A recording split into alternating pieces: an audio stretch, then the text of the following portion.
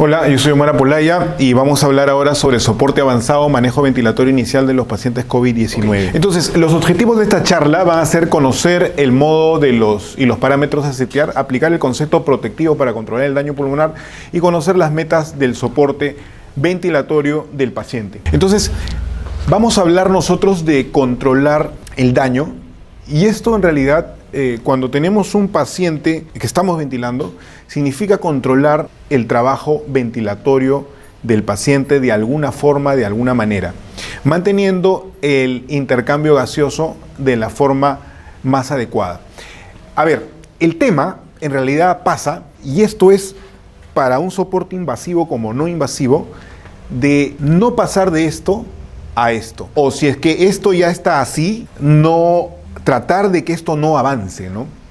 Tratar de controlar esto que ya tenemos aquí, ¿no? Este vidrio deslustrado que ya tenemos aquí, tratar de que no se vuelva esto. Entonces, todas nuestras estrategias, ya sean invasivas como no invasivas, van a apuntar a eso y eso significa controlar el daño. Entonces, vamos a entrar de lleno y de frente a esto, ¿ya? Esto es lo que nosotros vemos en un ventilador, es esa pantallita que estamos acostumbrados a ver, la onda de flujo, acá una de presión y una de volumen. Y donde vamos ahorita a centrar el ojo va a ser en estas curvitas. Acá nosotros vemos una presión pico, un pico. Acá vemos nuestra mesetita y acá vemos nuestra famosa DP, ¿no? Que se ha vuelto tan famosa en estos tiempos, nuestra driving pressure.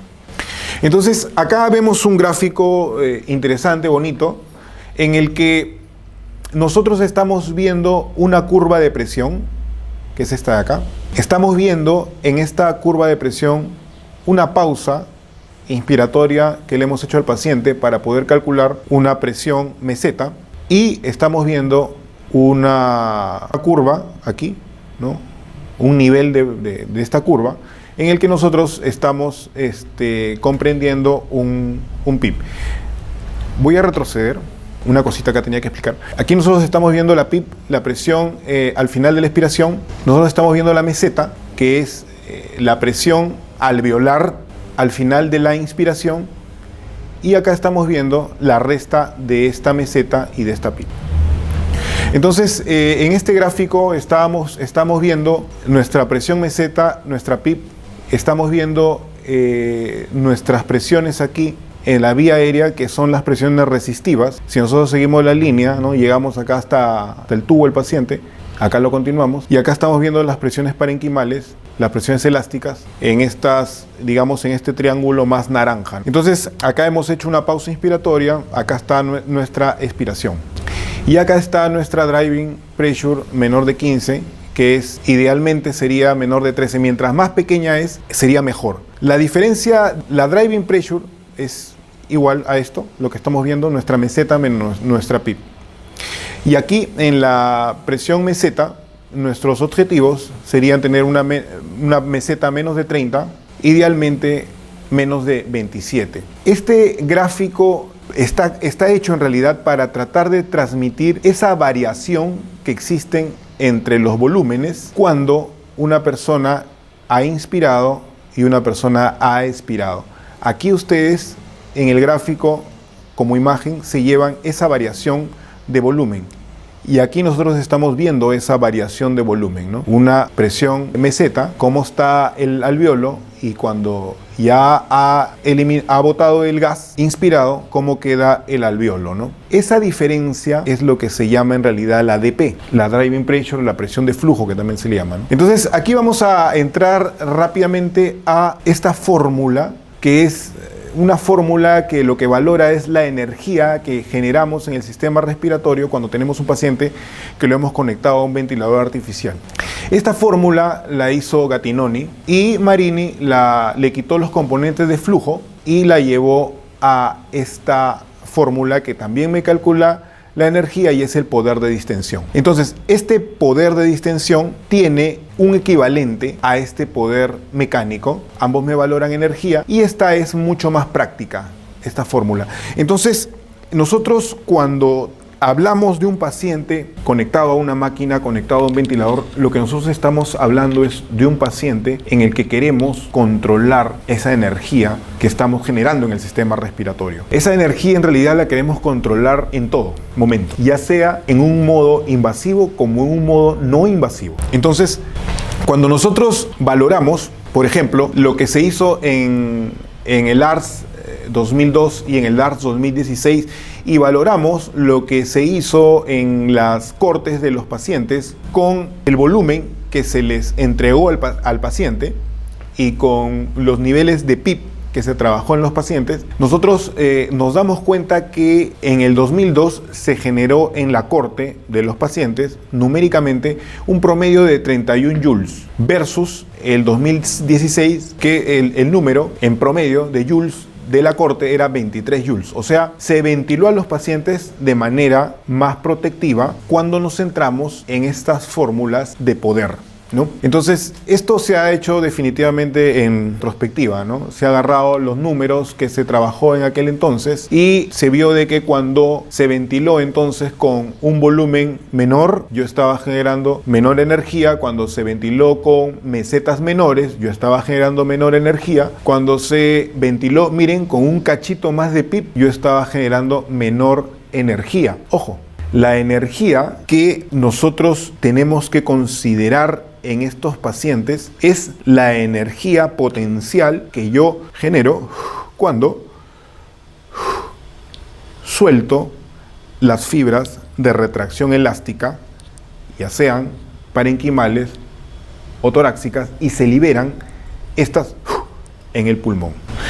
Este es un gráfico interesante que me habla del tema del baby lung. Interesante porque gráficamente yo ya sé qué significa este concepto que es bien antiguo en realidad. Y si yo construyo un pulmoncito con las áreas que tengo ventilables, pues definitivamente tengo un pulmón más chiquito, ¿no?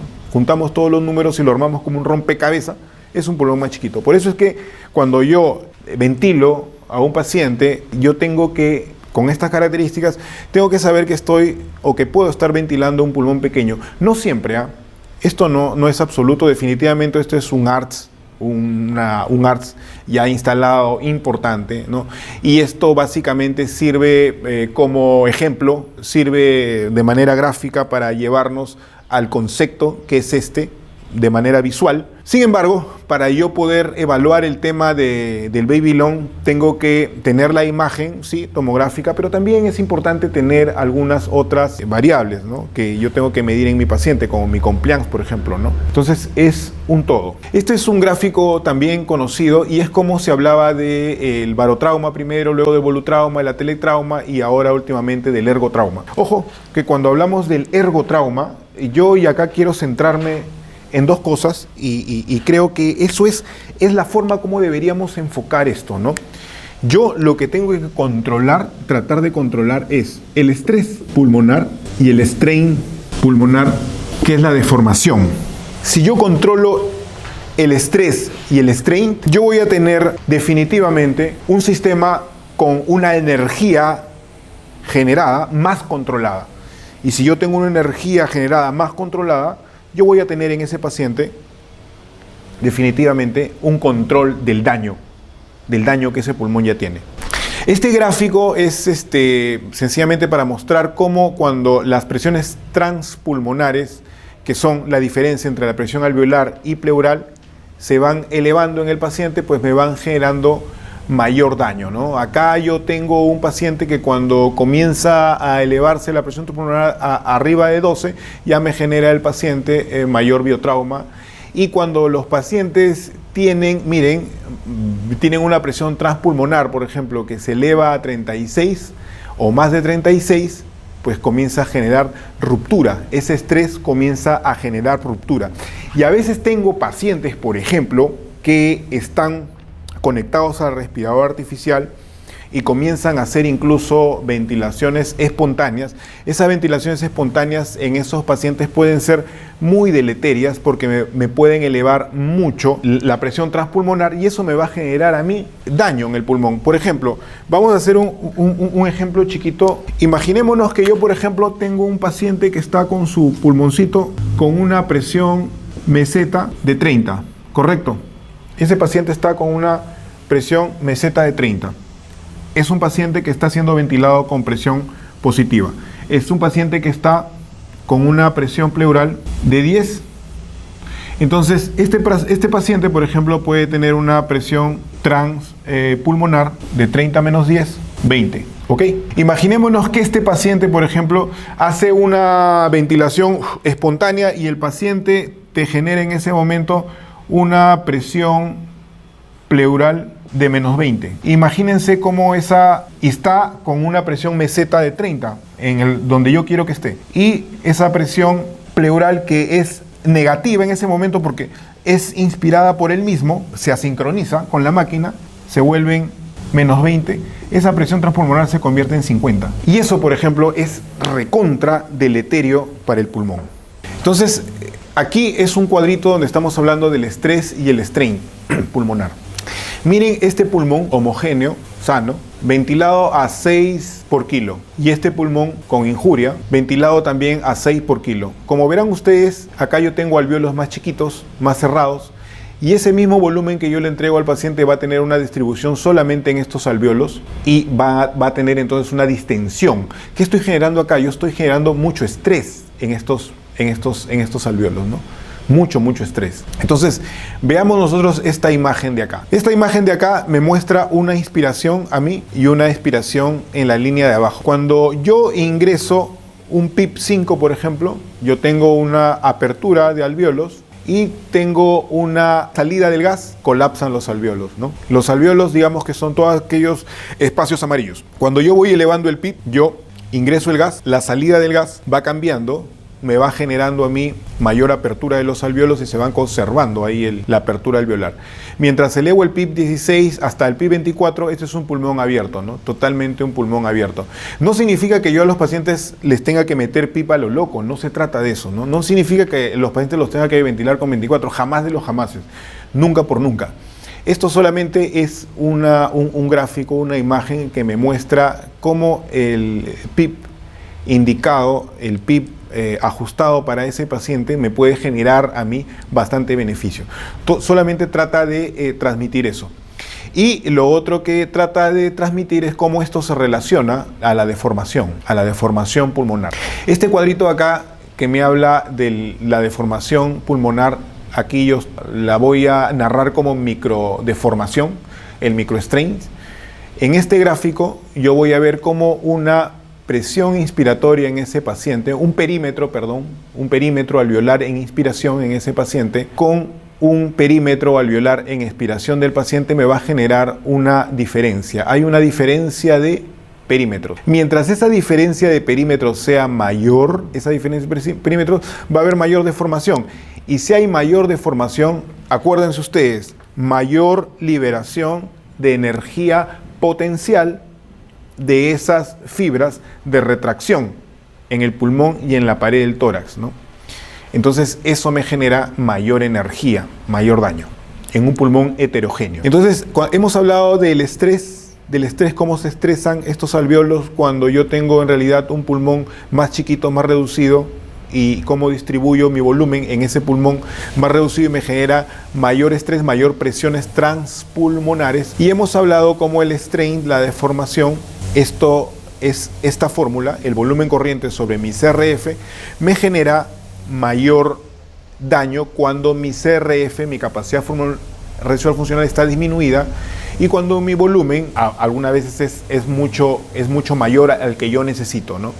Entonces, rápidamente aquí, chicos, hay que tener claro que el CRF o la capacidad residual funcional, lo que significa es que mientras yo reclute o gane mayor CRF por reclutamiento, porque yo estoy incluyendo un PIP adecuado en el paciente, voy a tener menor strain, ¿no? Entonces, esa es la relación del CRF con este PIP cuando está indicado de manera correcta y es lo que el paciente necesita, ¿no? Entonces, cuando hablamos de protección pulmonar, hablamos de ventilar controlando el daño pulmonar. Y esto significa ventilar controlando las presiones transpulmonares y la deformación pulmonar y la energía dentro del sistema respiratorio. Eso es algo que tiene que quedar súper claro.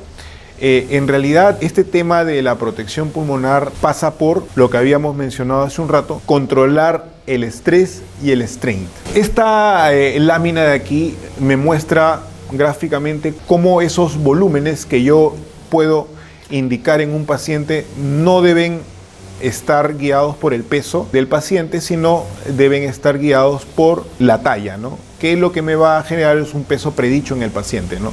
Porque como vemos acá, este paciente tiene mayor masa, mayor volumen, pero sus pulmones son similares a este paciente que tiene menos masa, menos volumen, el paciente, ¿no? Volumen de tamaño me refiero, ¿no? Del paciente, no del pulmón. Es interesante porque esta lámina también muestra cómo en los pacientes que tienen obesidad central las presiones pleurales están mucho más aumentadas. Son pacientes que tienden entonces al colapso. Son pacientes que tienden al colapso pulmonar, hacen más shunt de manera más fácil en las bases.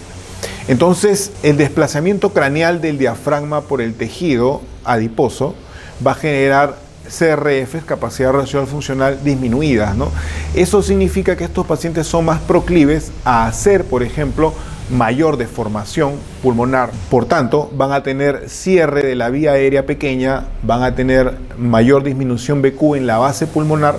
Esto va a llevar a una disminución del intercambio gaseoso. El cierre de la vía pequeña me va a generar aumento del trabajo respiratorio, ¿no? Entonces, estas son consideraciones importantes que siempre tengo que tener en cuenta cuando estoy ventilando a un paciente. Aquí el objetivo, el espíritu de esta lámina es tratar de ver que ventilar a un paciente muchas veces necesita una individualización. No es lo mismo este paciente de este paciente. Y yo debo tener eso bien en claro, debo tener en claro que sus presiones de este paciente pleurales son altas y van a tender al colapso del pulmón. Entonces, buscando el volumen ideal en un paciente, ¿no? Los volúmenes ideales son las aproximaciones, las que queremos tener siempre, ¿no? Pero para eso tenemos que valorar en el paciente, el paciente que tenemos, ¿no? Entonces, como concepto, a menor espacio para ventilar, menor compliance. A mayor espacio para ventilar, mayor compliance. Ahora, esto que acabo de mencionar ahorita, acá es menor compliance, menor espacio para ventilar, no siempre es cierto. No siempre es cierto porque a veces hemos visto pacientes que tienen una compliance baja, pero tú le tomas una tomografía y ves que no tiene pocas áreas para ventilar, tiene buenas áreas para ventilar. ¿Y qué pasa entonces con ese paciente? ¿Por qué es que su compliance sale baja? Porque sale baja a expensas de la compliance torácica. Cuando yo tengo un paciente que valoro en la conexión al ventilador, yo no estoy valorando solamente la distensibilidad y la compliance de ese paciente netamente de su pulmón. No estoy quitando el tórax. Sería genial quitar el tórax y poder solamente medir el pulmón, pero no se puede porque todo está totalmente unido. Entonces yo estoy valorando una compliance pulmonar más una compliance torácica. Y hay pacientes que pueden tener una compliance torácica importante, muy grande, como compliance torácicas muy reducidas, que a mí me generen una alteración en el número que yo estoy valorando, ¿no? Entonces, la compliance, ¿qué cosa es? El volumen del paciente que yo estoy dándole al paciente sobre la presión meseta menos mi PIP, o sea, entre mi driving pressure, en realidad, ¿no? Y los volúmenes que yo voy a entregar por peso predicho son de 6 a 8 por kilo de peso. Y todo esto pues está en relación a la característica del paciente, ¿no? Yo tengo que valorar mucho al paciente que tengo enfrente. Aquí lo que vemos en esta imagen es que estamos suponiendo, ¿no? Mientras más área para ventilar, estoy teniendo mayor compliance, ¿no? Eso es lo que quiere transmitir, ¿no? Entonces, buscando el PIP ahora, hemos hablado del volumen y lo hemos hablado básicamente de manera cualitativa más que numérica y acá la aproximación de los pacientes es más cualitativa que una aproximación cuantitativa, a pesar de que yo estoy buscando en los pacientes valores de meseta 30, valores de DP15, menos de eso. Estoy estoy valorando esas cifras, esos números, estoy tratando de valorar un poder de distensión menor de 13 joules, estoy valorando números. La aproximación es más cualitativa porque yo estoy tratando de ver las cualidades que ese paciente tiene y tratar de relacionarlo y ajustar de alguna forma las cifras y los números que yo tengo en mente para poder generar menos estrés, para generar menos deformación. Entonces, esto de aquí es la tabla del netboard, es lo que me da esta relación entre FIO y PIP. Cómo yo iba subiendo en los pacientes con esta tablita para buscar el PIP ideal. Que está súper bien, alguna referencia tenemos que usar siempre, alguna referencia tenemos que tener siempre. Sin embargo, es una tabla numérica, ¿no? Y está hecha por expertos, gente que ha trabajado mucho en este tema y que sabe mucho de eso. Pero no hay una individualización aquí, ¿no? Aquí es más una receta, esto se aproxima más a una especie de receta. Y ese es un tema, ¿no? Si bien es cierto, siempre uno busca números y cifras para asirse de estas, no se puede aplicar una receta en estos pacientes, sino una aproximación más cualitativa, eso es lo mejor. En estos pacientes, entonces, si nosotros construimos una curva de presión-volumen, yo voy a tener un punto de inflexión inferior y un punto de inflexión superior. Esta curva está construida como si tuviéramos, por ejemplo, un PIP 0, ¿no? Si nosotros tuviéramos un PIP 0, parte de acá la presión, pero si tuviéramos un PIP 5, esta curva partiría de acá, ¿no? Si tuviéramos un PIP 10, partiría de acá. Entonces, esta curva está partiendo de si tuviéramos un PIP 0, una cosa así, ¿no? Entonces, si yo quisiera encontrar mi punto de mi PIP ideal, debería arrancar en el punto de inflexión inferior, acá debería llevar, y sumarle 2 puntos. Ese sería mi PIP ideal, ¿no? Mi punto de inflexión inferior más 2. Imaginémonos que el paciente está con PIP 5, entonces sería pues mi punto de inflexión inferior más 2 menos ese 5 que tendría el paciente. Porque estamos asumiendo que de aquí a acá los pacientes tienen este alvéolo, están reclutaditos. Y a partir del punto de inflexión superior ya los pacientes los estaríamos llevando a la sobredistección. Y por debajo del PIP inferior yo a los pacientes los voy a tener pues desreclutados, con menos capacidad residual funcional. Y si tienen menos capacidad residual funcional, tienen más deformación. Y si tienen más deformación, más strain, el paciente no le estoy controlando el daño, no le estoy generando mayor energía, mayor retracción, mayor energía potencial. Entonces, buscando el PIP y el volumen. Cuando busco el PIP y el volumen, yo tengo que tener de alguna forma visión de qué paciente tengo. Este tema de los pacientes con fenotipos L y H, en realidad son fenotipos que tomográficamente uno los puede ver, pero que no te dicen todo. Y no te dicen todo porque aquí, cuando hablamos de tipo L y tipo H, no estoy introduciendo algo que no veo. Porque aquí solamente estoy introduciendo, cuando digo fenotipo L y H, estoy introduciendo una imagen tomográfica que estoy viendo. Pero hay algo que no veo. ¿Y qué cosa es ese algo que no veo y que es importante en la fisiopatología de un paciente, de estos pacientes? Que los pacientes tienen un fenómeno de vasorregulación pulmonar alterada. O sea, los pacientes tienen un fenómeno de alteración en su vasoconstricción hipóxica. Entonces, son pacientes que, por ejemplo, imaginémonos que este es un alvéolo que está lleno de detritus, y este es un alvéolo que está libre, ¿correcto? Lo que normalmente sucedería en una neumonía bacteriana de un paciente, de cualquier persona, sería que aquí se genera una vasoconstricción, el vaso se cierra el vaso más y hay una redistribución del flujo. Entonces acá el vaso se mantiene abierto y hay un intercambio gaseoso adecuado. Esa es una vasorregulación adecuada. Un fenómeno de vasoconstricción hipóxica, porque acá no hay intercambio. ¿Qué sucede en el tema del COVID? Yo tengo un alvéolo, tengo otro alvéolo, acá tengo detritus y acá está mi vaso normal y acá incluso puede haber vasodilatación en vez de vasoconstricción. Vasodilatación. Entonces no hay redistribución de flujo. Entonces son pacientes que tienden a hacer mucha hipoxia porque no hay intercambio adecuado, tienden a retener mucha hipercapnia y mucha hipoxia, porque esa vasorregulación está alterada. Entonces, esas son las características que yo tengo que tener enfrente cuando yo estoy ventilando a estos pacientes. Y esto de aquí que hemos mencionado aquí no está considerado cuando yo veo una imagen tomográfica, porque a veces tengo pacientes que sí, son él, le digo, pero están verdaderamente hipóxicos. Y digo, pero tiene áreas que está ventilando. Pero ¿y por qué no ventila? Porque, bueno, porque tiene bastante de esto, ¿no? Tiene bastantes fenómenos de vasorregulación, ¿no? Aparte de los fenómenos microtrombóticos que me van a generar mayor problema, ¿no?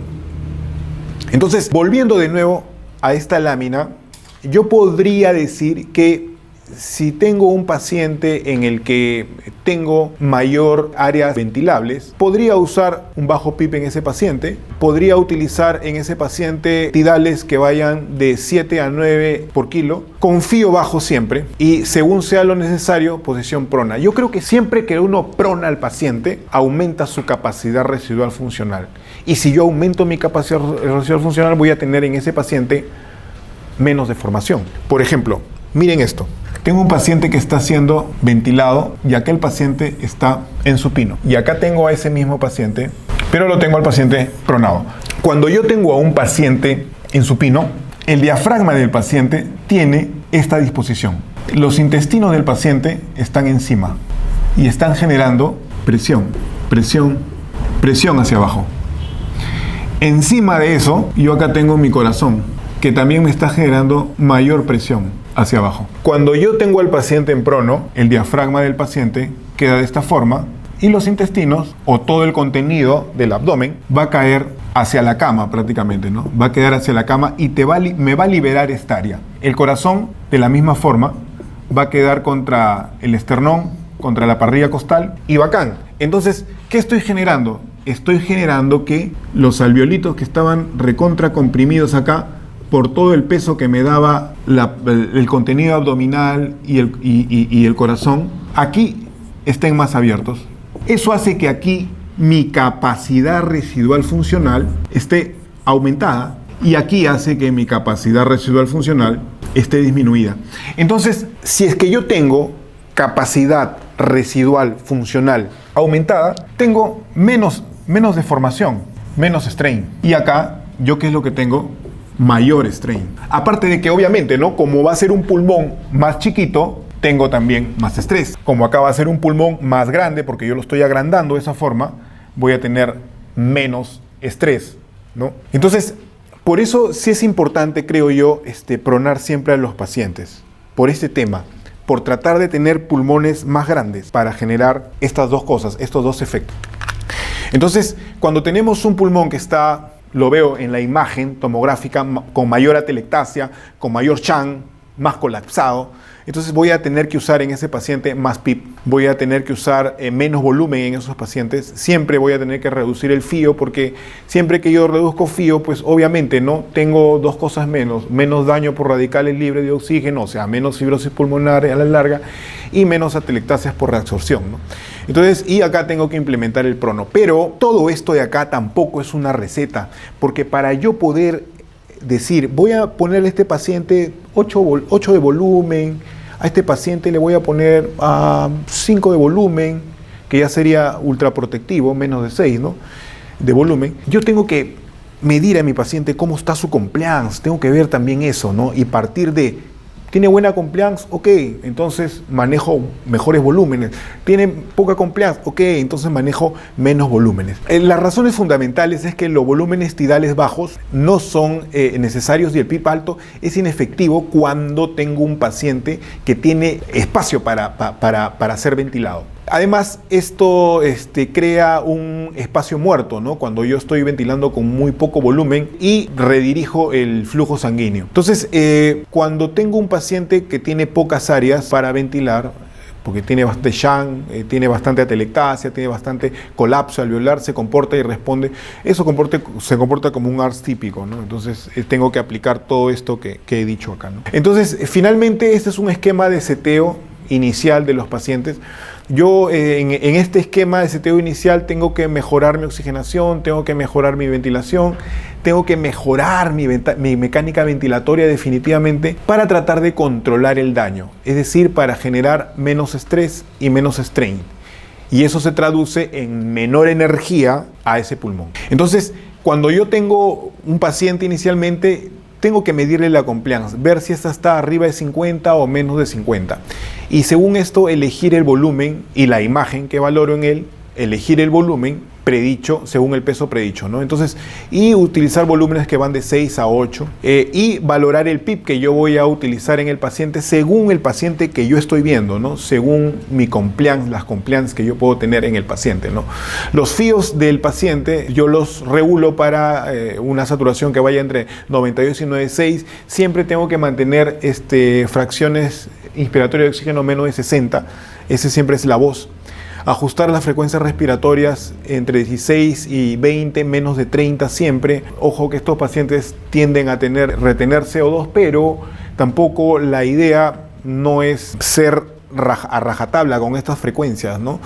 Puedo mantener en algunos pacientes hipercapnia permisiva, claro que sí, ¿no? La necesaria, puedo mantener pHs próximos a 7.25 si es que es necesario, pero no menos de eso, porque eso también altera mis circuitos metabólicos, enzimáticos, ¿no?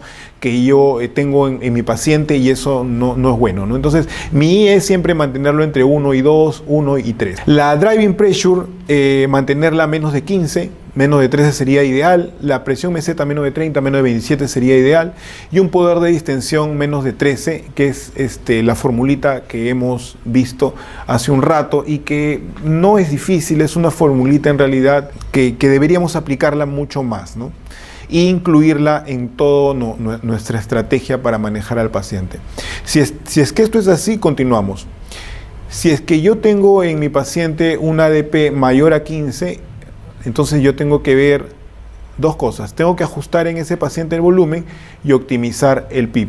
¿Qué significa que yo tenga en mi paciente en realidad mayor driving pressure? Lo que significa es que yo en ese paciente, por ejemplo, estoy generando una distensión alveolar. Imaginémonos que cuando ingreso aire al alveolo lo distiendo de esta forma, y cuando el paciente expira, imaginémonos que nuestro alveolo se achica demasiado. Esta es una presión expiratoria al final de la expiración, y esta de acá va a ser, imaginémonos que aquí está el alveolo y yo le estoy midiendo la presión que tiene este alveolo.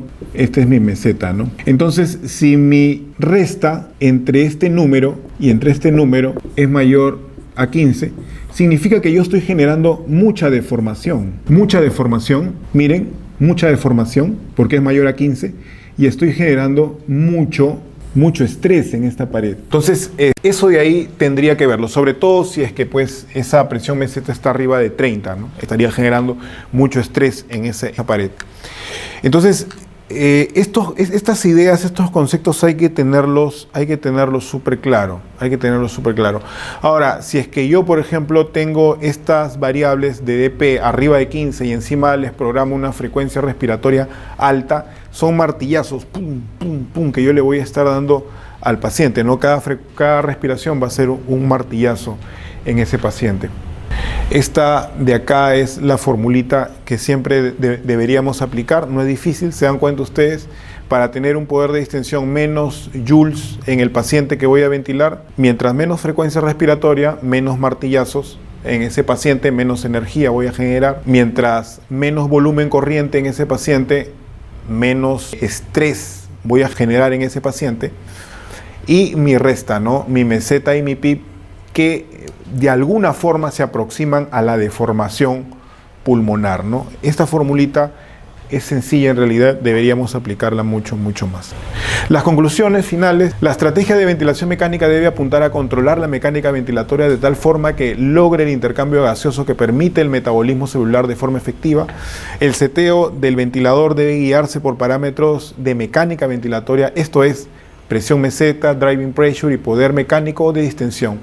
En realidad, la comparación entre los números y en estadísticas logran lo mismo, ¿no? Menos mortalidad. Así que si esta fórmula es más chiquita, la de distensión, usemos esta.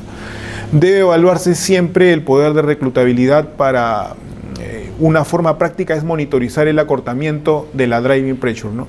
Obviamente, ¿no? Si yo, por ejemplo, logro un acortamiento de la driving pressure, o sea que mi driving pressure, mi DP, sea menos de 15, sea más chiquita, sea por ejemplo 13, sea 12, sea 10, mi driving pressure, la resta de esto y esto, significa que yo estoy aumentando mi CRF. Eso hace que mi pulmón sea más grande y que yo tenga menos deformación. ¿Por qué quiero decir esto? Porque cuando yo hago que mi driving sea 13, sea 12, sea 10, significa que mi alvéolo aquí se va probablemente a acercar más acá, esa resta va a ser menos, y este alvéolo en la expiración no va a quedar tan cerrado, ¿no? No va a quedar tan cerrado, va a quedar un poco más abierto, y este alvéolo no va a quedar tan distendido, ¿no?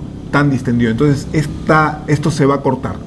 Y se va a cortar porque yo he aumentado mayor número de alvéolos en todo el pulmón, porque he aumentado más CRF. Acuérdense que la formulita del strain era volumen tidal entre el CRF, ¿no? Entonces, mientras más CRF tenga porque he reclutado más al paciente, voy a tener un strain más chiquito. Es decir, mientras menos distensión tenga de aquí de mi alvéolo, voy a tener en mi paciente mayor números de alvéolos. Estoy suponiendo que estoy teniendo mayor números, estoy suponiendo que he ganado mayor números de alvéolos donde voy a distribuir este volumen. Y eso me genera a mí menor deformación. Y si hay menor distensión del alvéolo, menos estrés. Entonces al final todo confluye en eso, ¿saben? En el tema de estrés, strain. Desde que se ha visto el tema de volutrauma, barotrauma, ergotrauma, todo el biotrauma, todo lo que se quiere hablar va por ese lado. Y va por el lado finalmente de cómo uno respira, ¿no? Y mientras uno respire más tranquilo, en realidad está generando menos fuerzas de retracción elásticas. Y eso está generando menos liberación de energía potencial. Si yo respiro mucha energía potencial, mucho daño, ¿no? Mucha mala distribución de ese volumen aumentado en un pulmón heterogéneo, más chiquito, más reducido y más deformación, ¿no? Más deformación. Bueno, entonces la ganancia de reclutabilidad va de la mano con la elevación de la compliance. En la práctica representa ganancia y mayor volumen, por lo tanto mayor CRF, capacidad renal funcional. Se propone ventilar los fenotipos L con más volumen y PIP y los fenotipos H con menos volumen y más PIP. Sí, pues, pero eso hay que tenerlo siempre presente. Sin embargo, también hay que tener presente que hay muchos pacientes con fenotipos aquí L que tienen mucha hipoxia, más hipoxia que la que uno pensaría porque uno le ve buen parénquima, y esto es en realidad porque tienen problemas en la vasorregulación, ¿no? Entonces también hay que considerarlo, también hay que tenerlo presente. Bueno, gracias, espero les haya gustado y vamos a continuar con otras charlas más. Gracias.